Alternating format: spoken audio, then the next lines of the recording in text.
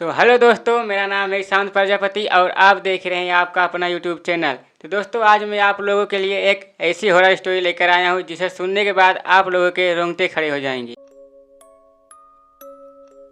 साल 2012 में उड़ीसा शहर के पुरी शहर में एक छोटा सा बालक रहता था जिसका नाम राघव था। वो अपनी माता पिता के साथ एक पुराने किराए के घर में रहता था। राघव की उम्र उस वक्त सिर्फ और सिर्फ 11 साल की थी। घर बेहद पुराना था लेकिन किराया बहुत कम था, इसीलिए उसके माता पिता ने ज्यादा पूछताछ नहीं की। और कुछ महीने बीतने के बाद उसकी बड़ी बहन अपनी एक छोटी 6 महीने की बच्ची के साथ अपने मायके आती है। बच्ची का नाम रिया था।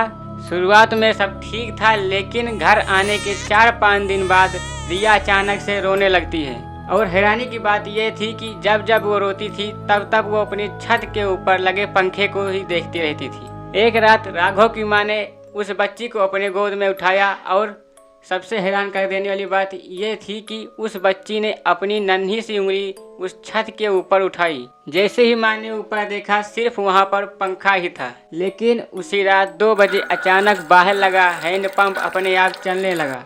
ऐसा लग रहा था कि कोई बाहर हैंडपंप को चला रहा है। राघव के पिताजी बाहर गए और उन्होंने देखा कि वहाँ पर कोई नहीं था और फर्श भी सूखा हुआ था। फिर भी आवाज लगातार आती रही और कुछ दिनों बाद एक और घटना घटी। रात के समय राघव की माँ अपने कमरे में सो रही थी लेकिन उन्हें ऐसा महसूस हुआ कि खिड़की के पास कोई खड़ा है। उन्होंने खिड़की की तरफ देखा, वहाँ से एक काला साया धीरे धीरे अंदर की तरफ आ रहा था। फिर वो साया धीरे धीरे अंदर आ गया। वो साया उनके सिरहाने के बगल आकर खड़ा हो गया। राघव की माँ चीखना चाहती थी लेकिन उनकी आवाज निकल ही नहीं रही थी। शरीर बिल्कुल सुन्न हो गया था और वो साया कुछ सेकंड तक वहीं पे खड़ा रहा, फिर अचानक गायब हो गया। सुबह राघव की माँ ने राघव के पिताजी को पूरी बात बताई। फिर राघव के पिताजी ने एक पुजारी को बुलाया। पुजारी ने घर के चारों तरफ की मिट्टी उठाई और उन्होंने बताया कि कुछ साल पहले यहाँ पर एक लड़का रहता था। पुजारी जी ने बताया उसका नाम सुशील था।